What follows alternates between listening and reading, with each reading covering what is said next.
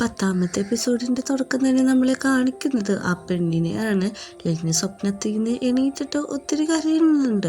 അവൻ്റെ സ്വപ്നത്തിൽ ആ പെൺകുട്ടി ഭയങ്കരമായിട്ട് കരയണയാണ്. അതുകൊണ്ട് തന്നെ നമ്മുടെ സൺ എണീറ്റിട്ട് അവനെ ആശ്വസിപ്പിക്കുകയാണ്. ഞാൻ നിൻ്റെ അടുത്ത് തന്നെ ഉണ്ടല്ലോ, ഒന്നും പറ്റിയിട്ടില്ല എന്നാണ് നമ്മുടെ സണ്ണ് പറയുന്നത്. പിറ്റേ ദിവസം രാവിലെ ഓഫീസിലേക്ക് പോവുകയാണ്. അപ്പോൾ ലിന്നോട് ചോദിക്കുന്നുണ്ട്, നീ ഓക്കെ ആണ് ഇപ്പോൾ വർക്ക് ചെയ്യാൻ, ഇപ്പം തന്നെ പോകണമെന്ന് ചോദിക്കുമ്പോൾ ഞാൻ ഓക്കെ ആണ്, എനിക്ക് കുഴപ്പമൊന്നുമില്ല എന്ന് പറയുന്നുണ്ട്. നമ്മുടെ സണ്ണ് ചോദിക്കുന്നുണ്ട്, നീ ഓക്കെ സ്ഥിതിക്ക് ഞാനൊരു സെൽഫി എടുത്തോട്ടെ എന്ന് ചോദിച്ചിട്ട് അവൻ്റെ ഒരു സെൽഫി എടുക്കാണ്. എന്തിനാണ് ഈ സെൽഫി എന്ന് ചോദിക്കുമ്പോൾ ഗ്രാൻഡ്പക്ക് അയച്ചു കൊടുക്കാനാണ്. കാരണം ഗ്രാൻഡ്പ നിന്നെ കുറിച്ച് അറിയിച്ച് ഭയങ്കര വെറീഡായിട്ടിരിക്കുകയാണ് എന്ന് പറയുന്നുണ്ട്. അപ്പോൾ നമ്മുടെ ലിന്നു പറയാണ്, എന്നെക്കാട്ടും കൂടുതൽ ഇപ്പോൾ ക്ലോസ് ആയേക്കണ നിൻ്റെ പോണ എൻ്റെ ഗ്രാൻഡ്പ എന്ന് പറയുന്നുണ്ട്. അത് കഴിഞ്ഞ് ആ ഫോട്ടോ നമ്മുടെ ലിന്നിനും സൺ അയച്ചു കൊടുക്കുന്നുണ്ട്. എനിക്കെന്തിനാണ് ഈ ഫോട്ടോ എന്ന് ചോദിക്കുമ്പോഴേക്കും, നീ വർക്ക് ചെയ്ത് ടയേർഡ് ആവുമ്പോഴേക്കും ഇത് നോക്കിയാൽ നീ ചിയറാവും, അതിന് വേണ്ടിയിട്ടാണെന്ന് പറയുന്നുണ്ട്. അങ്ങനെ ലിന്നു പോയ ശേഷം സാമിനെ കാണാൻ സണ്ണു തന്നെയാണ്. എന്നിട്ടൊരു എവിഡൻസ് കൊടുക്കുന്നുണ്ട്. ഈ എവിഡൻസ് എല്ലാം ഉറപ്പാണ്, പക്ഷെ നമുക്ക് കുറച്ചും കൂടി എവിഡൻസ് ആവശ്യമുണ്ടെന്ന് നമ്മുടെ സണ്ണു പറയുന്നുണ്ട്. എവിഡൻസ് എല്ലാം കിട്ടിയിട്ട് ആളെ പിടിച്ചാൽ മതി എന്നും പറയുന്നുണ്ട്.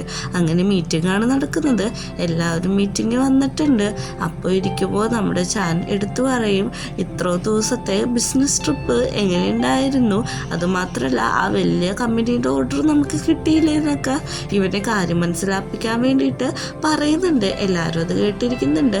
അങ്ങനെ നമ്മുടെ സണ്ണ് പറഞ്ഞിട്ട് എല്ലാവർക്കും ഒരു പേപ്പർ കൊണ്ടുപോയി കൊടുക്കുന്നുണ്ട്. അത് കഴിഞ്ഞിട്ട് സണ്ണ് പറയുന്നുണ്ട്, ഞാൻ ബിസിനസ് ട്രിപ്പിൽ തന്നെ പോയിട്ടുണ്ടായിരുന്നു, അതുമാത്രമല്ല നമുക്ക് വലിയൊരു കമ്പനിയുടെ ഓർഡർ കിട്ടിയിട്ടുണ്ടെന്നൊക്കെ പറയുന്നുണ്ട്. എല്ലാവർക്കും ഭയങ്കര സന്തോഷമാവുന്നുണ്ട് അതിൽ. അങ്ങനെ സാമിനും ഒത്തിരി സന്തോഷമാവുന്നുണ്ട്. അവർ മീറ്റിംഗ് എല്ലാം കഴിഞ്ഞ ശേഷം നമ്മളെ കാണിക്കുന്നത് ലിന്നിനെയും പെണ്ണിനെയുമാണ്. അവരിന്ന് സംസാരിക്കുകയാണ്. അവരുടെ വർക്ക് ഓൾറെഡി കോപ്പി അടിച്ചല്ലോ, അതുകൊണ്ട് നമുക്ക് കോമ്പറ്റീഷനിൽ പങ്കെടുക്കാൻ പറ്റത്തില്ലല്ലോ. അപ്പം നമ്മുടെ ലിന്നു അറിയുന്നുണ്ട്, നമുക്ക് എന്തുകൊണ്ട് പുതിയതായിട്ട് ഒരെണ്ണം ചെയ്തുകൂടാ, ഞാനും നിങ്ങളെ സഹായിക്കാം, പിന്നെ 3D പ്രിൻ്റ് ആക്കാൻ പ്രിമ്മ് നമ്മളെ സഹായിക്കുമല്ലോ എന്ന് പറയുന്നുണ്ട്. എല്ലാവരും കൂടി പുതിയ വർക്ക് നടത്താമെന്ന് ഏറ്റെടുക്കാണ്. എല്ലാവരും കൂടി അവിടെ നിന്ന് വർക്ക് ചെയ്യാൻ പോവുകയാണ്. നമ്മൾ അടുത്ത സീനിൽ കാണിക്കുന്നത് സാമിനെയാണ്. തലേ ദിവസം പ്രപ്പോസ് ചെയ്ത കാര്യമൊക്കെ ആലോചിച്ചിട്ട് സാം സന്തോഷത്തോടെ ഇരിക്കുകയാണ്. നമ്മുടെ പിള്ളേരെല്ലാവരും കൂടി ഫുഡ് കഴിക്കാൻ വേണ്ടിയിട്ട് നമ്മുടെ യോവിൻ്റെ വീട്ടിട്ട് വന്നേക്കാണ്. യോവിൻ്റെ വീട്ടിട്ട് വരുമ്പോൾ തന്നെ അമ്മ ബാത്റൂമിലാന്ന് തോന്നുന്നു, ഞാൻ വിളിച്ചിട്ട് വരാമെന്ന് പറഞ്ഞ് ഒരു 3 പേരും കൂടി വർത്താനം പറഞ്ഞേക്കാണ്. റിമ്മാണെങ്കിൽ അവളുടെ ഫോണിൽ BL സീരീസ് കണ്ടുകൊണ്ടിരിക്കുകയാണ്. അത് നമ്മുടെ ലിന്നു നോക്കുന്നുണ്ട്. നല്ല സീരീസാണ്, എനിക്ക് കൂടി ഇന്ന് രാത്രി കാണണമെന്നൊക്കെയാണ് പറഞ്ഞുകൊണ്ടിരിക്കുന്നത്. അങ്ങോട്ട് സാമു വരുന്നുണ്ട്. പെട്ടെന്ന് തന്നെ യോ അവനോട് പോകാൻ ആശ കാണിക്കുന്നുണ്ട്. അപ്പോൾ കുറച്ച് നേരം അവിടെ നിന്നിട്ട് ചോദിക്കുന്നുണ്ട്, എന്താ ഫുഡാണ് നിങ്ങൾക്ക് വേണ്ടതെന്ന്. പെട്ടെന്ന് തിരിഞ്ഞിട്ട് നമ്മുടെ പ്രിമ്മ ചോദിക്കുന്നുണ്ട്, നീ എന്താണ് ഇവിടെ നോക്കുമ്പോഴേക്കും നമ്മുടെ സാമു പറയുന്നുണ്ട്, ഞാൻ എൻ്റെ ബോയ് ഫ്രണ്ടിൻ്റെ അമ്മേനെ സഹായിക്കാൻ വന്നാന്ന് പറയും. റിമ്മയും കൂടി പറയുന്നുണ്ട്, അത്രയുള്ള കാര്യം, ഞങ്ങൾക്ക് ഇവിടെ ചിക്കൻ റൈസ്, പിന്നെ എഗ് ഫ്രൈ, പോർക്ക് ഫ്രൈ ഇങ്ങനെയെന്നൊക്കെ പറഞ്ഞ് ഓർഡർ കൊടുത്ത് തിരിഞ്ഞിരിക്കുകയാണ്.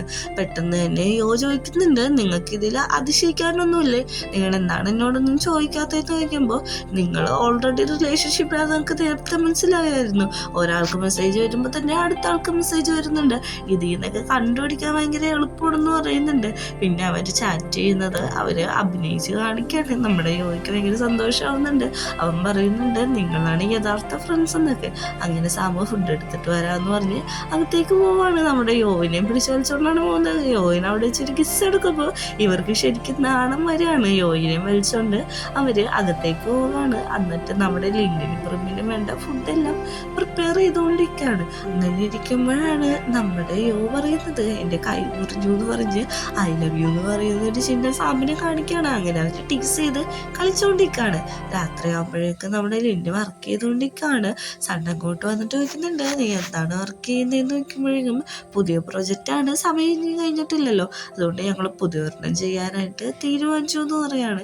അപ്പോഴേക്കും നമ്മുടെ സണ്ണ് പറയുന്നുണ്ട്, ഇത്ര നേരം വർക്ക് ചെയ്തല്ലേ, നിനക്ക് റിലാക്സ് ആവാൻ ഞാനൊരു കാര്യം ചെയ്തു തരാം.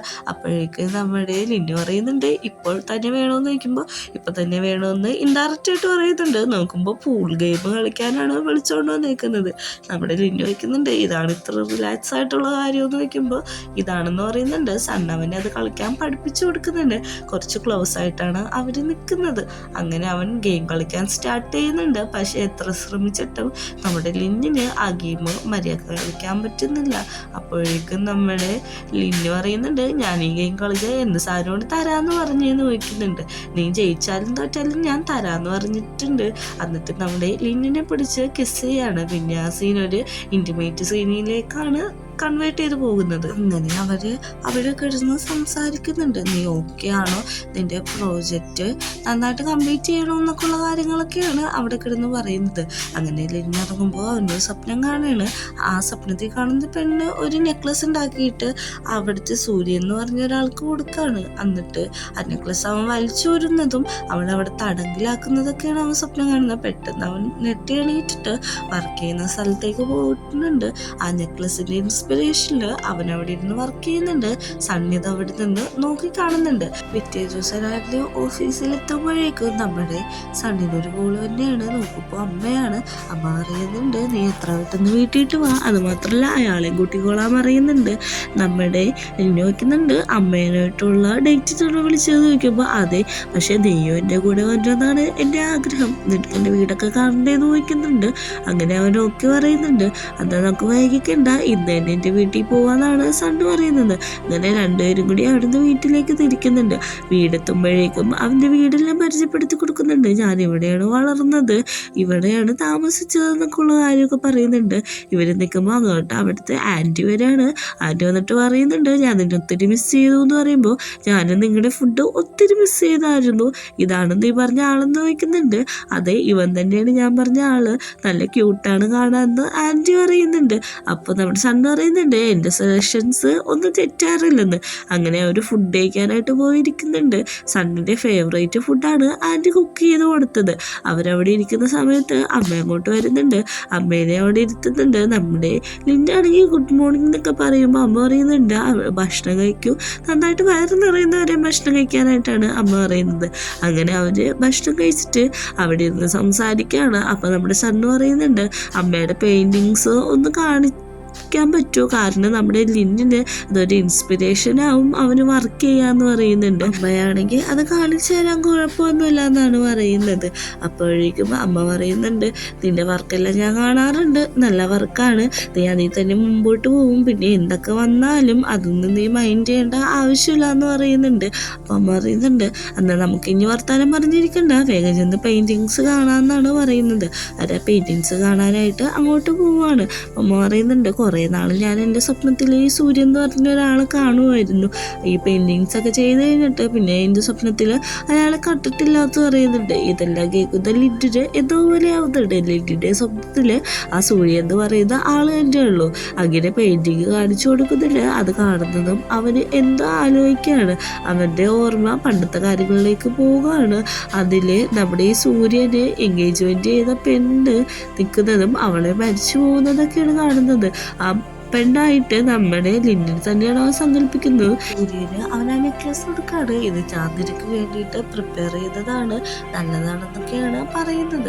അങ്ങനെ നിൽക്കുമ്പോഴേക്കും നമ്മുടെ ഈ സിസ്റ്ററിൻ്റെ അനിയത്തി വന്ന് പറയാണ്, എനിക്ക് നിന്നെ ഇഷ്ടമല്ല എന്ന് പറയുമ്പോൾ, നീ എന്തുകൊണ്ടാണ് എന്നെ ആയിട്ട് ഉറപ്പിച്ച എൻഗേജ്മെൻറ്റ് ക്യാൻസൽ ചെയ്തെന്ന് നോക്കുമ്പോൾ എനിക്ക് ശരിക്കും നിന്നെ ഇഷ്ടമില്ലാത്തതുകൊണ്ടാണെന്നൊക്കെ പറയുന്നുണ്ട്.